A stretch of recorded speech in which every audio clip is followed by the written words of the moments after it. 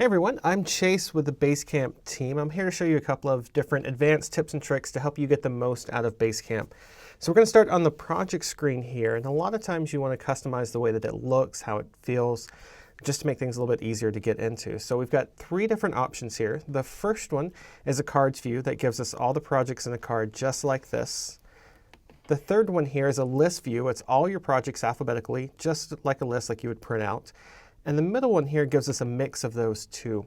Now, one of the ways that I like to separate out the projects that I'm working on is by starring them. So for instance, if I'm working on this newsroom project, I'm just going to click the star, and you can see it appears as a card project up here at the top. We'll do a couple of other ones like this help page redesign one, and then maybe these class questions right here. So that'll bring these up to the top as cards. If I want to remove any of them, super simple. We'll just unstar the project like that. And we can always bring those back up if we want. Now, these are always going to appear in the order that you star them in. So if I star the class questions one before the help page redesign, that's the order it's going to appear in up here at the top. Now, if you're working with one client on several projects, one handy dandy little tip is to group the projects using a common prefix. So you can see we've got the Acme Corp here at the beginning of these projects. We've used Basecamp, the name of our product here, at the front of these, just to kind of group those together and make them a little bit easier to find. So the next tip I want to talk about is when you invite people to your account. It's important to know which people and projects they'll be able to see. So we've got our recently active people listed here at the top. A couple of people to remember. The account owner is going to be able to see every project and every person in the account. And ours, Marissa is the account owner here, so she's able to see everything and everyone. Admins can see every user in their account, but can only see projects they've been invited to. For instance, Joan here is an admin, so she'll be able to see everyone that is a part of the account, but she can still only see the projects that she's part of, like this Ultimate League right here, the Customer Ideas project, that kind of thing. Non-admin users only see the projects they've been added to, and they can only see people that they share a project with. So let's invite someone to the account and chat a bit more about those Basecamp superpowers. To add someone, we're just going to click on the add person right here, and we'll type their name. We've got a designer that we need to get added, so we'll add her. The next step is which projects they can have access to. So on this one, we're just going to add her to these two right here. We'll add her to the general calendar. And then here's those superpowers that we were talking about. So the two big ones that anybody can have is the can create new projects, which sounds exactly what the name says. They'll be able to create new projects in your account.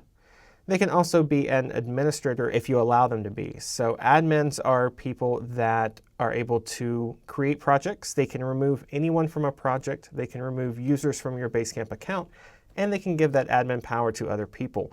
We definitely recommend only granting admin powers to people that you really trust. With Gina here, she doesn't need that admin status, so we won't add that one. The last one that we'll see is one that I'm not able to see since I'm not the account owner, but it's called the billing liaison. The billing liaison can upgrade and downgrade your account plan. They can update the credit card on file. Basically, they're going to be able to handle that billing aspect of your account. Billing liaisons do not automatically have admin powers, so you would be able to separate those out if you need. We'll send this invite out, and then she'll be added to that project. Now, one handy tip with this everyone page, notice that you're seeing a couple of email addresses pop up like this, and then some of us have names. If you're seeing a name like this, like we're seeing with Marissa here, that means she's already accepted the invite, she's on the account already and able to log into Basecamp. Until Gina accepts her email invite, she'll show us that email address right there. So it's a handy way to see which people haven't accepted that invite yet. If she didn't get the email, you can always resend it by clicking this resend the email link here, or just copy and paste this URL here and pass it over to her. Back on the Everyone page, we've got a section below the people that's called companies. Now, companies and groups are ways that you'll be able to easily organize everybody in your account. We've got one company set up here called Basecamp, and then a couple of different groups under that. To create a new company, we'll just click on Make a Company, and we'll give it a name like that, and then we'll just start adding some people to it. So for instance, in this one, maybe Joan is part of this company, Emily's part of this company, and then Anne, like that. After we get them added, we'll create the company, and they're right there. Now if, say for instance, there was a HR group inside that company, we'll put HR. And we'll add Emily and Joan to that since they're part of the HR company for Acme Corp. Now you're probably asking yourself, where do these come in handy? There's going to be a couple of different places. Whenever you add a new project, you'll be able to easily add them as part of your team or the client without having to type out each individual name. So for this one, we'll say that we're working on a website design and that we're working with them. So I'm just typing Acme, and then that autofills like that, and we can start the project. Now the other big places this comes in handy is when you are sending out email notifications. So we'll start the first discussion here. We'll put a kickoff message up. And notice down here I've got this option to choose which people should get an email. When I click on that, I can choose that Acme Corp company over on the right to automatically add those 3 people that we added to it. Or I can just pick that HR group and have only Joan and Emily receive those email notifications. And that's how you can make the most out of companies and groups. So let's take a peek at the project page, and I'll show you some tips to best organize your to-dos. We're just going to go into this support help page redesign project that we've got here. Now to-dos can simply be dragged in any order that you want. You've probably already figured that out when you were using Basecamp, but one of the handy things that we do is drag the most important ones to the top. So if I think this live classes needs to be done first, it has the most priority for something, I'm going to just drag and drop that to the top of the list here. Now one thing you can also do to kind of give it a visual kick is use something called emoji. Head over to emoji-cheat-sheet.com, and this is going to show you all the different emojis that Basecamp can use. Now when it comes to priorities, one of the easy things to do is use the symbol section down here, these numbers 1 through 5, to kind of indicate which ones have different priorities. So I'm going to grab this symbol for the emoji 1, and then I'm going to edit this to do right here, paste that in, and that changes just like that. Now if these more videos are maybe more of a level 3 priority, we can do 3 there. And the Basecamp case study, we'll say that's a level 3 as well. When a to-do item has a few little tasks that need to be completed in order to check it off, you could always leave those as a comment on the original to-do. So for instance, with these live classes here, some of the things that Kristen's going to need to do is draft up some scripts, record the trial run, and then set up the class registration site. We'll add that comment there, and then Kristen can go through those mini to-dos whenever she is getting ready to tackle this live classes to-do. Now the cool thing with emoji is that Basecamp supports it anywhere, so if you just want to give somebody a thumbs up, maybe say that you understand what they were talking about or anything like that, we'll go here and we'll say something like +1 for the thumbs up emoji, and we'll say thanks Gina,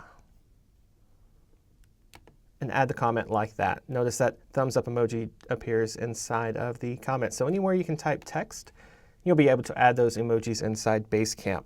So here's something a little fun. How about some keyboard shortcuts? There are a few keyboard shortcuts to help you navigate through the different areas of Basecamp. And by areas, that's these areas up here, the projects, the calendar, everything, so on and so forth. So we're going to hit the letter G and the number 1. That takes us to the project page just like this. G2 takes us to the calendar. G3 takes us to everything. G4 is the progress page. G5 is everyone. And then G6, you guessed it, takes me over to my me page. Now if I want to get over to this jump area, this jump or search or whatever, then you can use the keyboard shortcut GF. It puts you right there, so I could start typing in Marissa's name and go to her page without ever having to actually use my mouse for any of that. Another thing that's really handy if you're on a long page like this, if you want to get to the very bottom of it, we're going to double click down here in the beige area, and that takes us to the bottom of any page inside Basecamp, so we could immediately get to see those files that Marissa shared. When I see the file that I need, I can always double click in the top corner to get back to the top. And this is going to work in all 4 corners. So we'll double click down here in the right side, and then we can do that again in the upper right side as well. Pretty cool, right? The next tip I'm going to touch on is how to take your Basecamp calendar and bring them over into some of the other calendar apps that you're using. So on the calendar page, we're going to click subscribe to iCal in the lower left corner here. That's going to give us a list of all of the iCalendar feeds that Basecamp offers. We've got an all calendar subscription link here at the top, and then individual subscription links down below that. Now, if you're using a desktop program, something like Microsoft Outlook, Apple Calendar, anything like that, you'll left-click that subscription link, and it'll prompt you to subscribe to it just like that. Super easy when you're adding it to your desktop calendar program. Notice all those appear right there, and you're good to go. Now, if you're using something like an internet calendar, what you'll do is you'll right-click that subscription link, choose Copy Link right there. Your browser might say Copy Link Address or Copy Target Address. You're looking for that copy address. Then head over to Google Calendar and give this down arrow a little click, and then choose Add by URL. You'll paste that address in like that, click Add Calendar, and then Google will add that to your calendar just like this. It would be helpful to point out that with Google Calendar, it can sometimes take up to 2 hours to sync. That's something that Google hard-coded in with their iCalendar feeds. So if you haven't noticed that event pull over inside of 2 hours, then you would want to get in touch with us using the handy-dandy little help link over here on the left. Now, one of the things I love about Basecamp is that it's always saving me time. If I'm doing the same project over and over, then I can use these templates to save me a lot of time in the long run. We're going to click on the templates link here on the left, and we've got a couple of different ones set up, like this new client and this new hire project. We're going to take a peek in this new client setup so you can kind of see what it looks like. Notice that everything looks pretty much just like a regular project. We've got our discussions here at the top, our to-do list, that emoji that we talked about earlier, files, text documents, it's all there. The only difference is going to be two things. The first is that there's this grid background behind it. That's to let you know that you're working on the template rather than working on an active project. The other difference is how you do dates inside of this template. Since the template's going to be used throughout the year, we use a week system to let Basecamp know which days those should be put on. So week 1 here is always going to be the week that you start the project. So this would be due week 1 Friday. We've got week 2 Friday due for this one, and you can move that out however many weeks that you need. So let's look at what this actually looks like when you start an active project from it. We'll click on the template and choose Start a New Project with it. This will take it to what's called a draft state first. This lets me make any changes to it, like this client setup here. Maybe we're working on Acme Corp's summer campaign.